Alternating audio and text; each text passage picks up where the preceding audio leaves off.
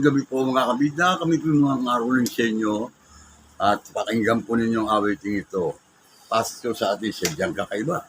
Ito po ang aking mga po, kasama ko dito at pakinggan po ninyo ito. Siyang awiting pamasko. Kumukuti-kutita ang mga ilaw, sari-saring kulay ang natatanaw. May parol at ismasi ang bawat tahanan na sadyang kay gandang pagmasdan. Mayroon din namang bilin na kung saan sining Jesus doon nakalagay, kasama ang tatlong haring naksidalaw. Patunay lang na Pasko na naman. Pasko, ang Pasko sa atin ay sadyang kakaiba. Madarama nyo ang tunay na diwa ng Pasko. Pasko, ang Pasko dito sa ay kakaiba, kaya't maraming nagbabalik bayan ng Pasko. May mga palusit at mga pailaw, mayroon ding mga kwisis na nagpupuntukan, at ganito kung salubungin ang kapaskuhan dito nga sa ating bayan. At pagkatapos ng misa sa simbang gabi, sa labasan mayroon tayong mabibili. Masarap na bibingkas, may mainit mancha, puto bongbong, kampurado't iba pa. Penay balot, may ang kalabo. Pasko! Ang Pasko sa atin ay sadyang kakaiba. Madarama mo ang tunay na diwa ng Pasko. Pasko, ang Pasko sa atin ay sadyang kakaiba, kaya't maraming nagbabalik bayan ng Pasko.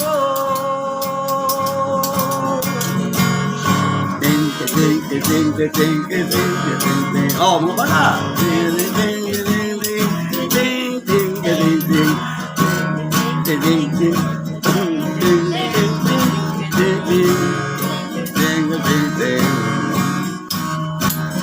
Mayroon din namang bilin na kung saan sining Jesus doon nakalagay, kasama ang tatlong haring dalaw. Patunay lang na Pasko na naman. Pasko, ang Pasko sa atin ay sadyang kakaiba. Madarama nyo ang tunay na diwa ng Pasko.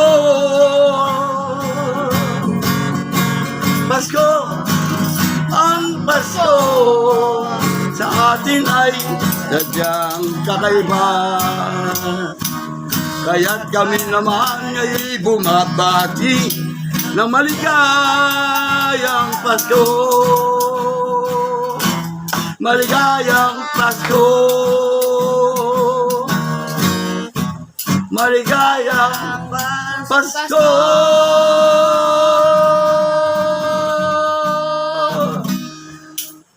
Mamamasko po, di ba? Tagot! Ano? Ayaw niyo yata mamasko. Nangaroling po kami mga brida. At yan po ang aming awitin na ginawa ko po para sa inyo. At ang susunod po rito ay ang pasasalamat.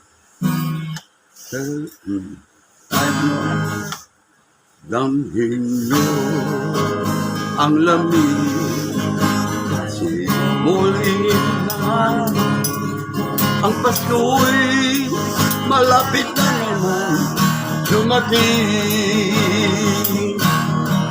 Sa bawat tahanan ay inyong mapapansin mga ilaw na may iba't ibang kulay. Lahat. Parol at Christmas tree sa gisag ng Pasko. Mga batay masasaya na nag-aawitan, may simbang gabi doong madarama na ang Pasko'y sadyang sasapit na. Mga parol, ilawan natin, sabitan natin ng sari-sari, mga candy. Laro ang pamasko, iba't ibang pamaginado para sa mga bata na mamamasko. Lahat parol at Christmas tree sa gisag ng Pasko. Mga batay masasaya na nag-aawitan, may simbang gabi doon madarama na ang Pasko'y sadyang sasabit na. Maligayang Pasko sa inyo.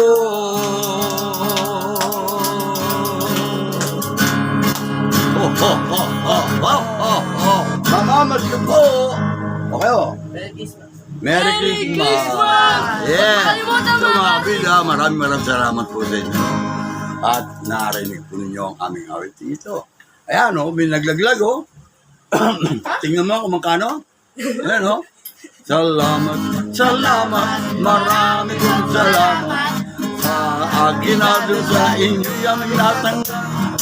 Ang inyong pagtulong lalo ng daming mahirap, higit na pagpapala ang aming matatanggap.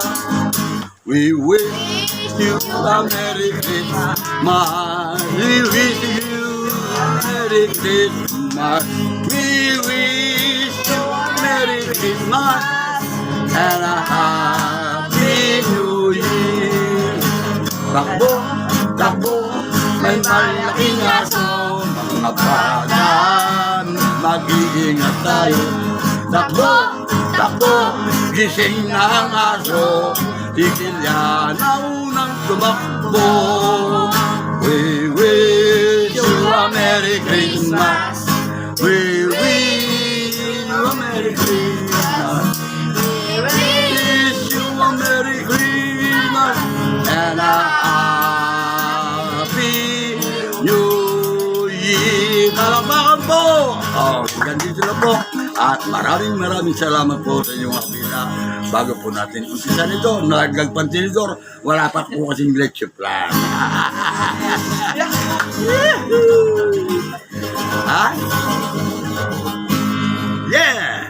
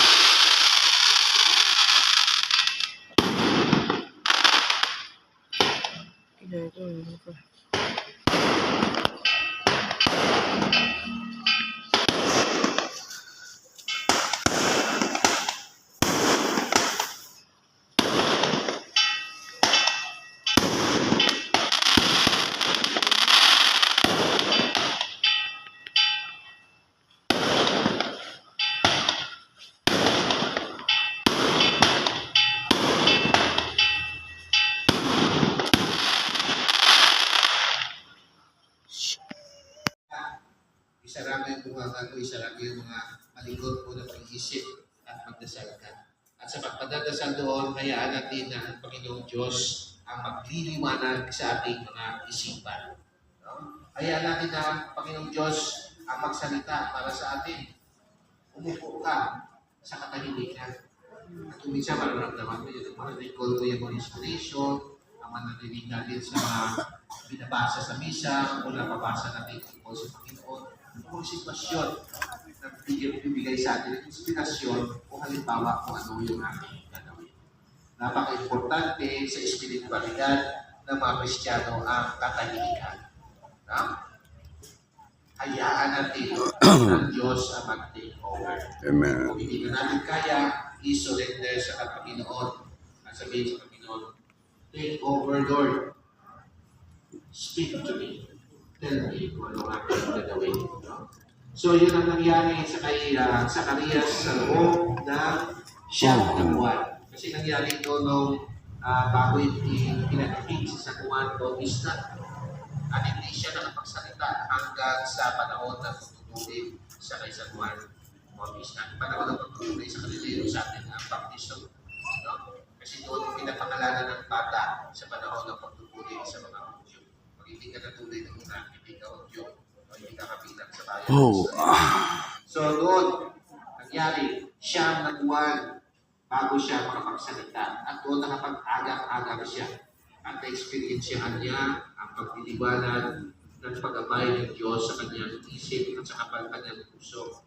At matapos itong mahaba na silensyo ng pagdinilay at aalis dyan na. sa Panginoon sa kanyang buhay, wala siya magsabi kundi ang pagpuri sa Panginoon at ang kanyang kagalakan.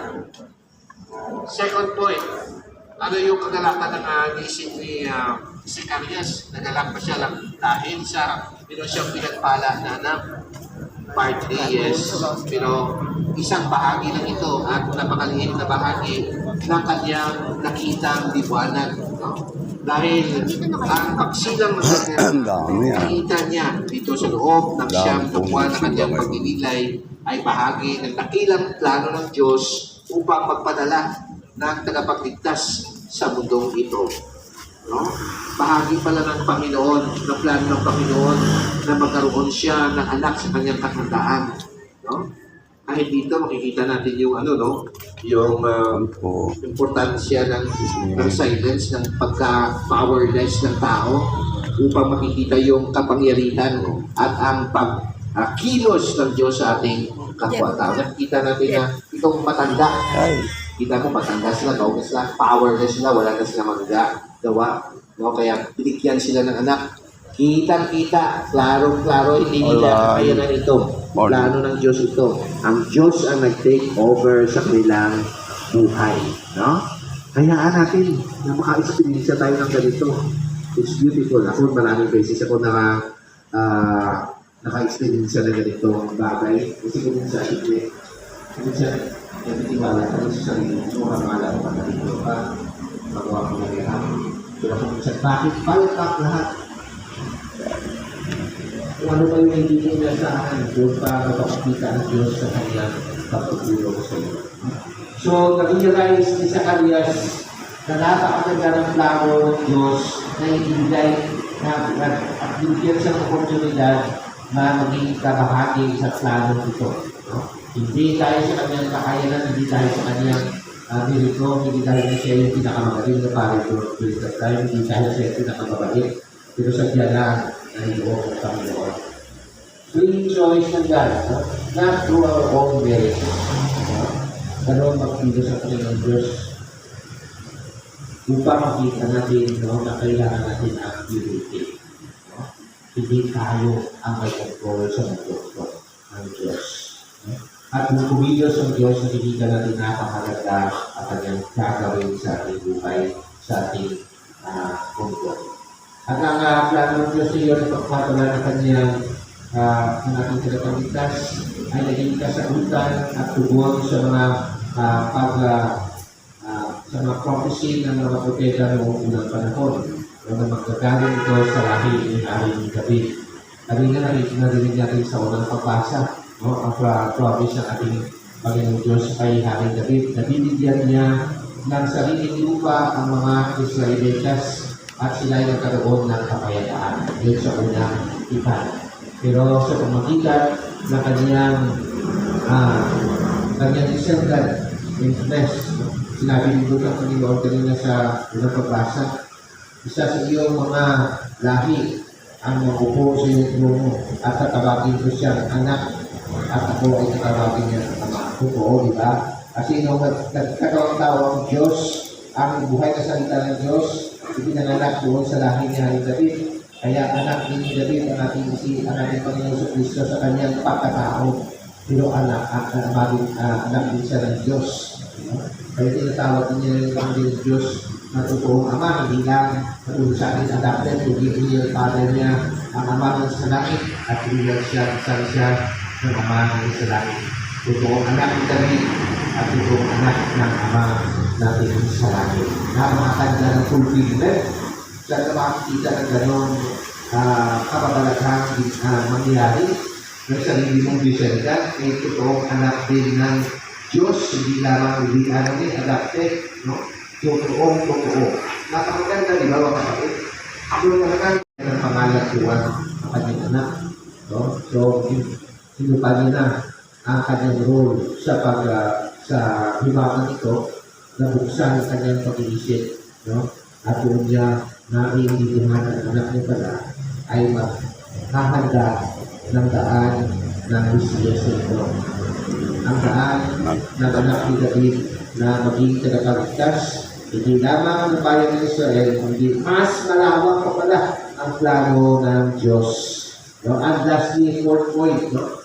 Dahil magbubuo sa pamamagitan ng Mesiyas nito, magpupupang liwayway ang araw ng kaligtasan. Magbibigay liwanag ang araw nito ng kaligtasan na magbibigay ng liwanag ng mga nasa kadiliman. Magbibigay ng liwanag ng mga nasa lilim ng kamatayan at nagtatubay para sa ating para sa daan ng kakayapaan. No? Itong Mesiyas nito ay isang pangliwayway, no? Na magbibigay ng bagong kamalayan. Diba kahapon sabi ko sa konsero, ang pag-break ng pangalan ni San Juan Bautista sa kanyang genealogy, binigay sa kanya ng kanyang tatay ang pangalan na wala sa kanyang genealogy, hindi ayaw ng tradisyon nila. Dahil ito ay naghuhudyat ng bagong kapanahunan. No? Diba, sa pamamagitan ni San Juan Bautista, itong Mesiyas nito ay in-establish ng ating Panginoong Diyos ang bagong tipan. Yun naman sila ng unang lumang tipan sa pamamagitan ni Moises. No? Diba, nagawa ang ating Panginoong Diyos ng tipan sa kay Moises at sa bayan ng Israel. Binigay sa kanila ang 10 utos na susundin nila upang sila ay talagang makakonsider ng Panginoon na kanyang pinaghaharian at ang Panginoong Diyos ang kanilang proteksyon. Ang kaligtasan nila ay ang pagsusunod sa mga tungkulin at mga utos ng ating Panginoong Diyos. Itong bagong tipan na inilutan ng ating Panginoong Diyos sa pamamagitan ng Mesiyas ay ang tipan ng pagbibigay ng kanyang sariling anak. Kung noong unang panahon, ang sinasabi doon ay sundin, no? Maniwala ka sa kautusan upang ito ay magdiligtas. Ngayon, sa bagong tipan ito, sa bagong kapanahunan, sa bagong kamalayan, ang ating binigay sa atin na paniniwalaan natin ay ang kanyang bumitrong na anak. No? To believe in Jesus as our Lord and Savior. No? Dahil may Diyos, may kabuhan, may useful yung pagtupad ng mga kautusan upang tayo masanay sa pamumuhay na gusto ng Diyos para sa ating pamumuhay na matuto tayong magmahal dito sa lupa. Dahil ang ating calling, ang panawagan ng ating sa ating Panginoon Diyos ay matuto magmahal dahil ang ating hantungan ay ang communion sa kanyang buhay. At ang communion na yan ay communion of love. No? Pero dahil tayo, ako yung perfecto, tao lang tayo, nagkakamali tayo, maraming beses tayo nagkakasala. Kung ang ating batayan lamang ay ang ating faithfulness sa pagsunod ng mga commandments, sino kaya makapasa sa ating lahat dito? Marami tayo ito pagkamali. Sa isip, sa salita, at sa gawa. Maraming punta sa atin kung susunod na natin, kung patayan na natin yung ating faithfulness sa pagkukusan ng ating Panginoon Diyos. Maraming beses tayo failure diyan. No? Pero ayaw ng Diyos na walang makapunta sa atin sa langit. Kaya ano yung hindi natin kaayanan, no? Yun ang ibigay niya sa atin sa pamamagitan ng ating Panginoon sa Kristo. Si Kristo, na nagkatawang tao ng isa para sa atin, ang nagpudo, no? Kung ano hindi natin kaya mapunuan. Dahil yung ating mga kasalanan, ang ating mga failures, ay tinulungan ng ating Panginoon sa Kristo sa kanyang sakripisyo sa cross. Ang dugo ng totoong Diyos na nagkatawang tao ang naging kabayaran sa ating failures at ang mga kasalanan. Maghuhura sa ating mga kasalanan kasi kaya siya yung ating kaligtasan.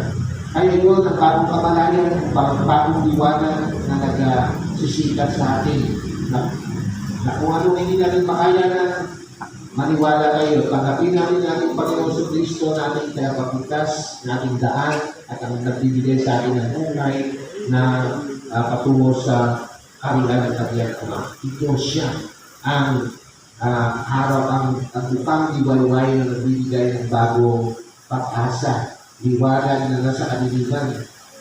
Kasi kung wala si Kristo, nasa kanilin tayo. Yung kanya sinadya na wala na yung Lord and Savior Jesus Christ. At alam natin yung marami kayong kasalanan. Pag marami ka ng mamatay, ano yung isipin mo? Pupunta ako sa langit. Makapasa pa kaya ako? Nagpunta ka sa kaniliman, no? Nasa lilim ng kamatayan. Pagkatapos wala kang alam kung ano mangyayari sa iyo. Pero dahil sa pamigay ng ating Ama sa langit ng ating Panginoon sa Kristo, alam natin na hindi tayo kapabayaan ng Diyos. Alam natin na bigyan tayo ng Diyos ng hope, no? Dahil si Kristo ang pupuno na kung ano ang hindi natin magagawa sa ating buhay. Yun pa rin yung side, kasi pa rin yun example pa rin yun ng silence na kung ano ang ating pwedeng gagawin. Hindi na natin kaya, Diyos ang pupuno sa ating hindi mahal tayo ng Diyos. Ito yung pinaka-message ng Christmas. Ito yung bagong bukang liwayway na ating hinintay at ipagdiliwag mamaya ng gabi.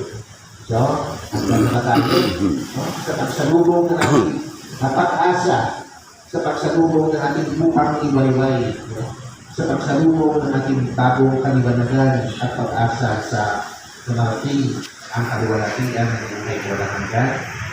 Handa natin mga sarili para mamayang gabi upang tanggapin siya at pasalamatan at tuloy.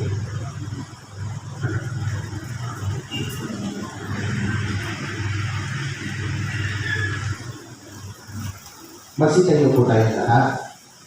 Sa nalalapit na pagdiriwang ng karawan ng Panginoon, buksan natin ang ating mga puso sa pasasalamat sa ganitong dakilang biyaya at sama-sama tayong manalangin. Halina, Panginoong Jesus. Halina, Panginoong Jesus.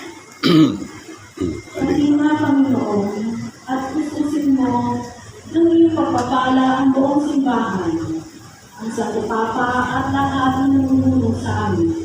Manalangin tayo. Halina, Panginoong Jesus. Halina, Panginoon, at gabayan mo ang mga pinuno namin sa politika at kultura upang maamay nila ang aming bayan tungo sa tapat na pagtulungan at pagkakaisa. Manalangin tayo. Halina, Panginoong Jesus.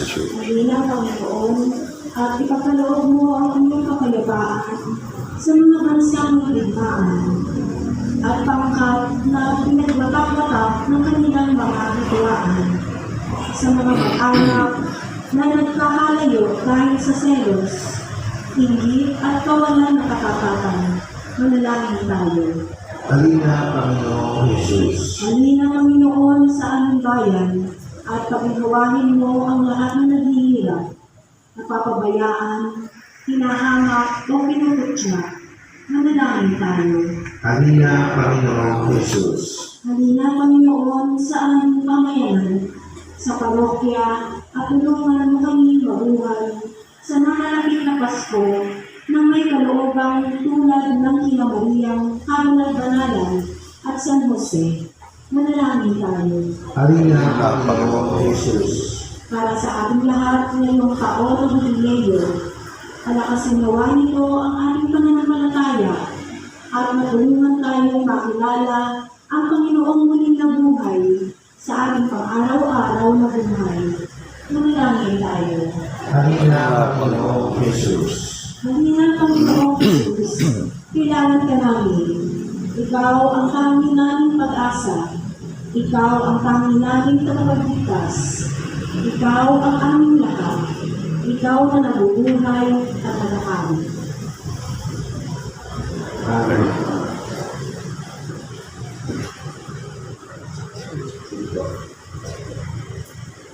Tapos na, pinasa na yung kapit sa bahay. Kasi po tayo lahat.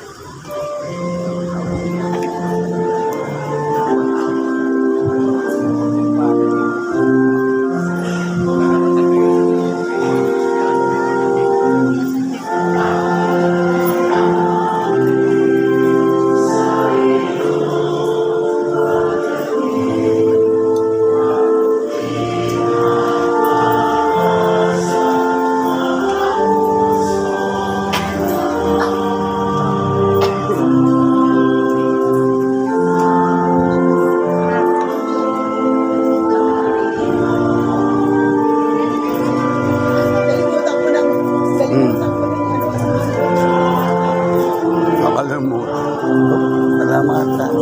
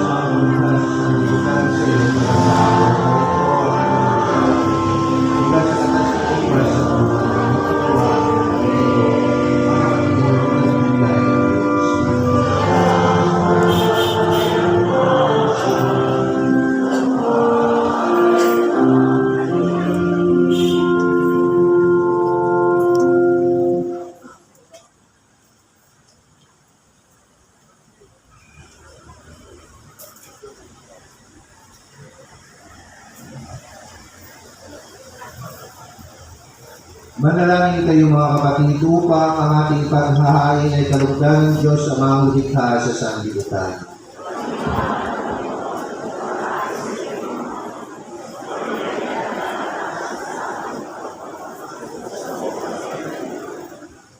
Ama naming lumikha, ang mga alay naming nakahain sa iyong dambana ay papanalinawa ng paglukob ng banal na Espiritu na tumuspol sa sinapupunan ng Mahalagianing Maria upang magdalang tao at magsilang ng iyong anak na siyang namamagitan magpas sa walang hanggan.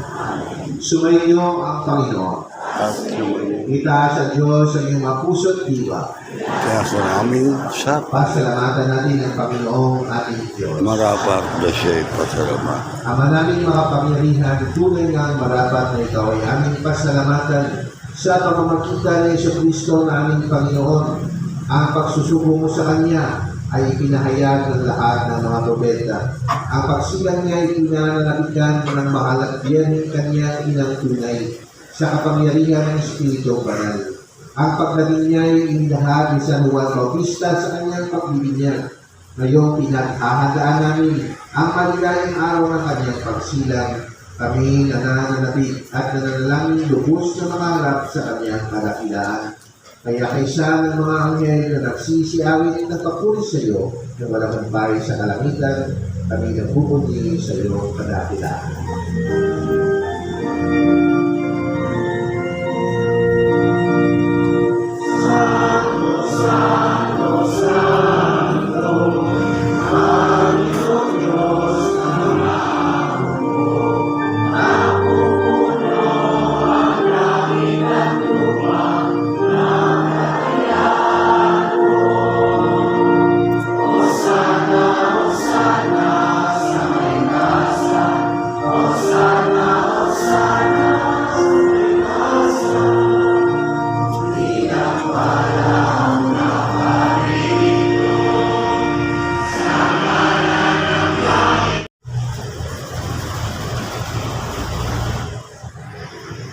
Gayun din naman nung matapos ang hapunan, hinawakan niya ang kalis. Muli kanyang pinasalamatan. Inabot niya ang kalis sa kanyang mga alagad at sinabi, "Tanggapin niyong lahat ito at inumin. Itong kalis ng aking dugo, ng bago at walang hanggang tipan. Ang aking dugo ay bubuhos para sa inyo at para sa lahat, sa ikapagpapatawad ng mga kasalanan. Gawin niyo ito sa pag-alala sa akin."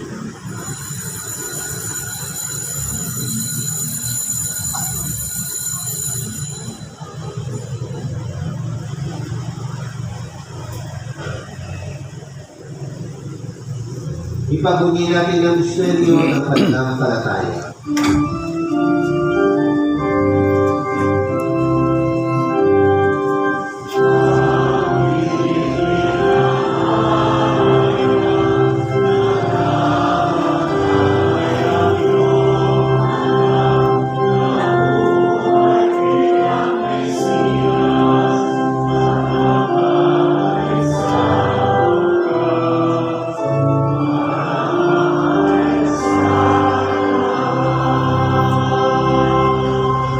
Ama, ginagawa namin ngayon ang pag-alala sa pagkamatay at muling pagkabuhay ng iyong anak. Kaya't iniaalay namin sa iyo ang tinapay na nagbibigay buhay at ang kalis na nagkakaloob ng kaligtasan. Kami nagpapasalamat dahil kami iyong minarapat na tumayo sa harap mo para maglingkod sa iyo. Isinasamo namin kaming magsasalo-salo sa katawan at tugon ni Kristo ay nabuklod sa pagkakaisa sa pamamagitan ng Espiritu Santo. Ama, lingatin mo ang iyong simbahang laganap sa buong daigdig. Pususin mo kami sa pag-ibig kay San Francisco naming Papa, si Jesse naming Obispo at ang Tanang Kapalitan. Alalahanin muli ng mga kapatid namin na himlay nang may pag-asang sila'y muling mabubuhay. Gayon din ang lahat ng mga pumanaw. Awaan mo sila at patuloyin sa iyong kaliwanagan. Kawaan mo at pagkitapagin kaming lahat na makasalo sa iyong buhay na walang wakas. Kaysa ng mahal Birheng Maria na ina ng Diyos, kaysa ni San Jose na kabiyak na kanyang puso, kaysa ng mga apostol, ni San Andres na Ipaklot at ni San Dionisio, at ang lahat ng mga banal na namuhay dito sa daigdig ng kalugod-lugod sa iyo. Kay pagdiwang gawa namin ng pagpupuri sa ikararangal mo, sa pamamagitan ng iyong anak naming Panginoong Jesucristo. Sa pamamagitan ni Kristo, kasama niya at sa Kanya, ang lahat ng parangal at papuri ay sa iyo, Diyos, amang makapangyarihan, kasama ng Espiritu Santo, magpa sa walang hanggan. Mga kabida, isa pa puro na awitin. At ngayon po ay pakinggan po ninyo.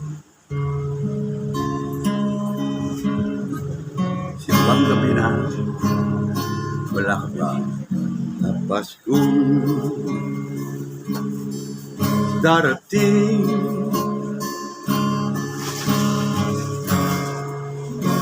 Nais kitang makapili, ngunit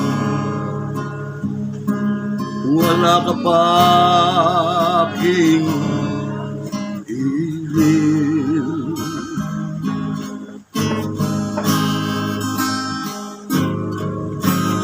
Ang nakala ko ba nais mo muling buhay ang pagmamahalan natin.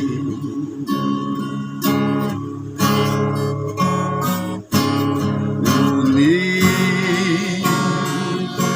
simbang gabi na'y wala ka pa.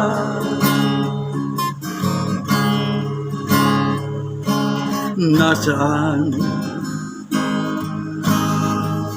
ang pangako mo? Diba ang sabi mo pa, ikaw ay darating.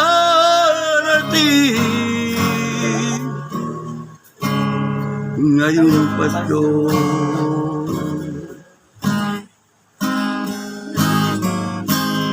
giliw ko.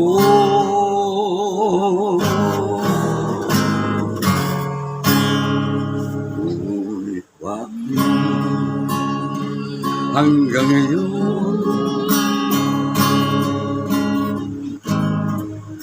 di ka pa dumarating? Ikaw ba'y may tampo pa rin sa akin?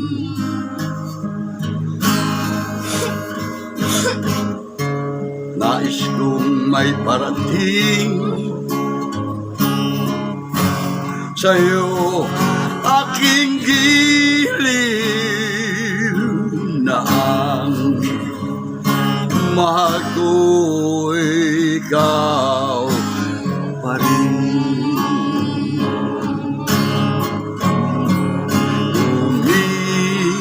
Umihimbang gabi na'y wala ka pa. Nasaan ang pangako mo? Di ba ang sabing mo pa, ikaw ay darating ngayong Pasko? Giliw ko, maghihintay pa rin ako. Giliw ko,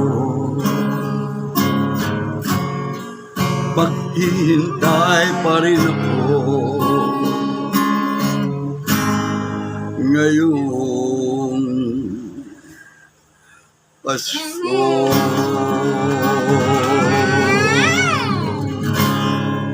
Thank you! Yan po, mga kabida, ang handog namin para sa inyo na awiting pamasko na gawa po ng inyong lingkod at kabida Nilo Jeff Hernandez, at inawit ko po at kakasama po ang aking mga kabida Jillian,